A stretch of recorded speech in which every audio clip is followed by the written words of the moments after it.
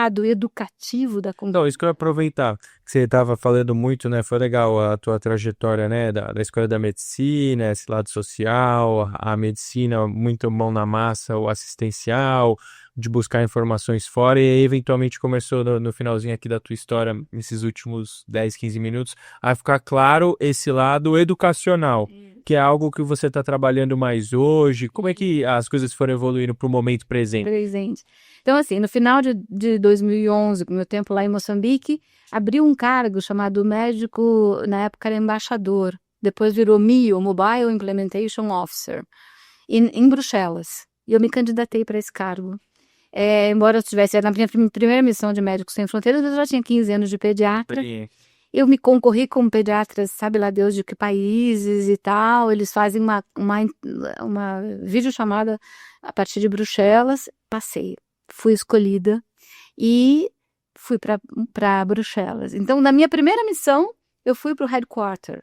E eu trabalhei, então, 2 anos no headquarter de MSF, fazendo link entre os projetos e a sede. Então, em 1 ano e meio, enchi um passaporte de tanto carimbo, porque eu ficava viajando para lá e para cá para avaliar a qualidade do atendimento à criança, para implementar protocolos, para treinar profissionais, para ver o que dava para melhorar em cada projeto. Voltava para Bruxelas, fazia relatório, daí voltava, mas tinha meu apartamentinho lá, tinha visto de trabalho, Bruxelas, estava tudo.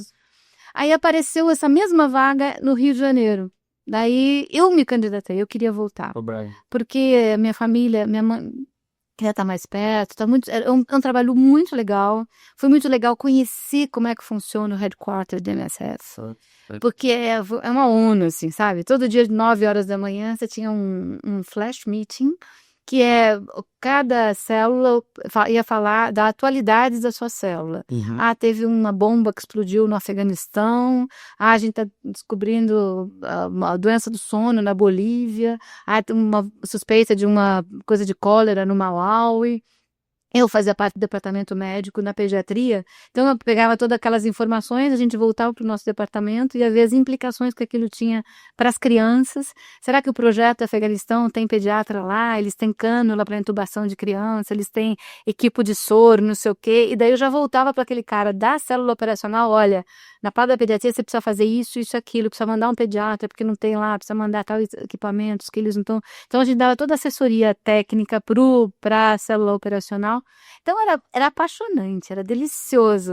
Então eu ficava lá na célula, eu ia viajar, eu ia para Bangladesh, fui para a Índia, do lado da Índia, né?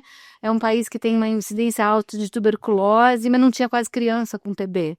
É incoerente, você tem adulto com tuberculose, você tem que ter criança, porque tá tossindo na cara da criança, mas é difícil fazer diagnóstico em pediatria. Então, meu trabalho é Muito rica mesmo. foi ensinar os caras a fazer diagnóstico de tuberculose pediátrica, infantil e tal. Daí voltou pro Rio. Daí voltei pro Rio, porque eu queria ficar mais perto da família, e daí o Diadema me chama de volta, porque eu tinha que voltar, porque eu já tinha pedido mais médicos, porque a gente tinha falta de pediatras aqui. Eu estava no Níger, trabalhando como SMIO, ia ficar 3 meses lá, eu era a única pediatra do país. Eu tinha que cobrir a cabeça, porque é um país de muçulmanos, usar aquelas de Iraque, aqueles vestidões. A gente ia para o trabalho e voltava com guarda armada, porque tinha muito sequestro de branco e tal. Então era uma região super carente, montando um centro de neonatologia, porque não tinha neonatologia, ensinando os caras a usarem o manual de neonatologia de Médicos Sem Fronteiras. E Diadema me chama de volta. Eu quase não voltei. Eu falava, não, eu não quero aposentadoria, a vida de uma criança vale mais do que 30 anos de aposentadoria, que não sei o quê. Daí eu chegava à noite, deitava na cama, eu dizia, eu tô exausta, eu não vou aguentar isso mais muito tempo. Eu preciso de Diadema. Eu preciso de Diadema. Eu falei, agora, se eu perco o emprego, daí eu volto, vou ter que voltar a dar plantãozinho, não sei aonde e tal. Eu adoro o trabalho de Diadema. Enfim, o bom senso acabou pesando, acabei voltando, retomei meu trabalho, só para chegar lá, retomei meu trabalho em Diadema. Eu usei as minhas férias que eu tinha direito, disse, você quer usar as férias? Quero, para terminar o meu trabalho lá no Níger, e voltei para cá. Aí quando eu voltei para cá, na pandemia, aí veio a pandemia de Covid. A pandemia de Covid, eu fui convidada para dar aula no Santa Marcelina. Comecei a dar 1 mês de aula, fecha tudo online. Aí fiquei dando aula online, mas com a moçada passando por um momento super difícil, eles tudo isolado. Eu não estava isolada porque eu continuava na linha de frente em Diadema, trabalhando lá, eu estava na direção do Centro de Referência da AIDS nesse momento. Mas daí me apaixonei pela docência, cara. Daí isso não estava no meu programa. Isso foi um bichinho que entrou. E daí eu senti que talvez o melhor que eu poderia fazer nesse momento da minha vida. Daí, em 2021, saiu minha aposentadoria de Diadema. A gente já estava na descendente da Covid. Foi antes da Omicron. Eu falei, acho que já dei o que eu tinha que dar, deixa eu aproveitar enquanto eu ainda posso. Tava aquele presidente maluco que estava tirando todos os nossos direitos, e eu falei, vai que ele tira esses direitos, eu perco o meu direito de me aposentar. Eu acho que é melhor eu usufruir dele enquanto eu tenho esse direito. E me aposentei, daí aceitei a aposentadoria que tinha, já estava ali com o tempo para isso. E a docência só foi crescendo. Daí eu falei, bom, então eu acho que a minha ideia era me aposentar e partir de novo em missão. Mas agora, daí eu estava dando, olha, para 4 turmas aula. Cada turma tem uma média de 50 alunos. Então, por semestre, eu estou tocando, de alguma forma, 200 futuros médicos. Uhum. Isso é um São impacto grande. Isso é um impacto, entendeu? Então, aquela coisa das ondinhas, né? Se a gente consegue, sei lá, que 10% desses tenham um compromisso humanitário maior, exerçam uma medicina Não, sinceramente, escutando seu depoimento, não tem como não sair emocionado de um encontro com você. Eu acho que você deve ter tocado todos eles. Eu não sei. Sala de aula é um pouco diferente, não dá pra gente abrir tudo assim. Mas eu acho que transparece na sua pessoa de qualquer forma. Mas e aí você tava lá dando aula e você Aí eu adorou. falei, adorei, cara, adorei. E aí uma coisa que eu nunca imaginei que fosse parar de clinicar, porque eu falei, mesmo quando eu estava em cargos de gestão, eu continuava clinicando. De repente, o Covid me exauriu, eu estava exausta, eu nunca vi tanta gente morrer na minha vida como foi no Covid. Aquela pandemia foi muito complicada, né? Aí eu acho que é um outro capítulo. Mas eu acho que o Covid me fez aposentar, talvez. Se não fosse o Covid, talvez eu não tivesse me aposentado, sabe? Eu fosse aquelas workaholic. Eu sou solteira, não tenho filhos, eu ia me tornar, como tem muito no estudo da criança, muita pediatra, né? Que faz da pediatria a sua família, a sua vida. Mas, enfim, eu acho que agora é a docência. Daí eu falei, bom, então se realmente essa minha nova missão é esse meu lugar, né? Passar para essa moçada toda essa experiência de vida e tentar ajudar que eles sejam melhores médicos, sair desse lugar de ficar só criticando, porque médico novo não sabe nem fazer diagnóstico de infecção urinária, é o que a minha geração costuma dizer dos médicos recém-formados. Eu falei, não quero ficar nesse lugar de crítica, eu quero ser no lugar de construir algo diferente, né? Melhor, né?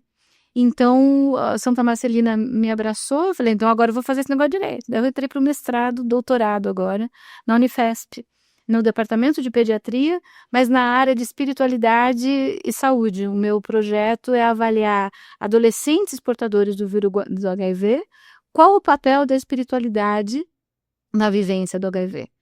Aspectos positivos e negativos, né? Quero simplesmente avaliar essa correlação entre espiritualidade e saúde, esse impacto dentro da vida deles.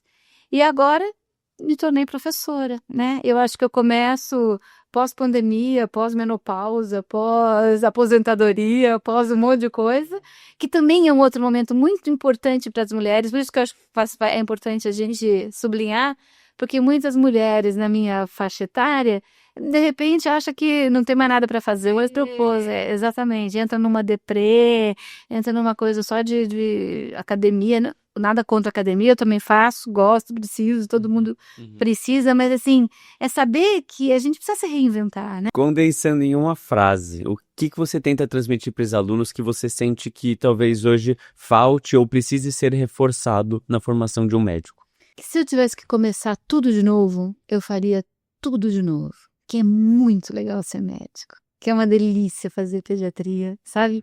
Que eu acho que isso os jovens precisam saber, porque eu acho que tem muita gente dando um contra-testemunho aí, né? Falando um pouco o contrário disso. E que acho que cada um tem que tentar buscar, fazer esse mergulho para dentro de si mesmo, tentar encontrar esse lugar, né? Que seja ao mesmo tempo de prazer e que leve a você realizar a sua profissão dessa forma mais comprometida, compassiva, com amor, com paixão, né? Tendo como objetivo muito mais do que essa questão financeira, né? Eu costumo dizer para os alunos que pensar só em dinheiro é um objetivo de vida tão reducionista, né? Tão pobre. Pensar só em dinheiro é pobre, né? Porque não faz ninguém feliz. O dinheiro tem que ser consequência natural daquilo que a gente ama e faz com amor. E tudo, porque a gente precisa dele também para viver, sem nenhum problema, né? Mas, assim, tentar exercer a profissão dessa forma, porque isso te garante uma fonte de juventude e de felicidade. Você pode renovar a cada dia o prazer de exercer esse ofício, né? Por fazê-lo com amor, com alegria, e aí você vai tendo essa liberdade de se renovar a cada momento. As coisas não são rígidas, né, Guilherme? Não é assim, aquilo que eu escolhi, eu vou ter que fazer por 30. Não, você faz uma coisa, daqui a pouco você volta, faz outra, aí você volta, se aprimora, faz outra, e tudo certo, tudo bem, a vida é dinâmica, a gente está num momento assim. Eu acho que talvez essas coisas sejam importantes dizer do como é legal, né? Como a vida é dinâmica e que buscar essa paixão, esse amor é fundamental para a gente poder exercer a profissão com alegria, que daí você faz bem. Perfeito, nossa, obrigado por dividir tudo isso com a gente, foi realmente inspirador e muito agradável conversar tudo isso com você.